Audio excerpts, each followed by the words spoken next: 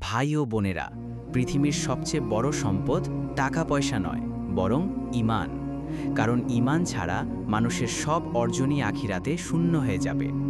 রাসূলুল্লাহ সাল্লাল্লাহু আলাইহি ওয়াসাল্লাম বলেছেন, তোমাদের মধ্যে কেউ প্রকৃত মুমিন হতে পারবে না যতক্ষণ না সে নিজের জন্য যা চায় তাই তার মুসলিম ভাইয়ের জন্যও ভালোবাসে।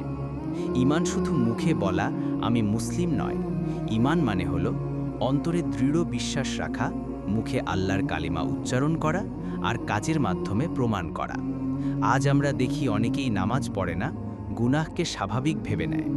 অথচ নামাজ হলো ঈমানের সবচেয়ে বড় আলামত। ঈমান শক্ত করার উপায় হলো নিয়মিত কুরআন তেলাওয়াত, প্রতিদিনের নামাজ সময়মতো আদায় আর গুনাহ থেকে দূরে থাকা। ভাই ও বোনেরা, ঈমানই হলো জান্নাতের টিকিট।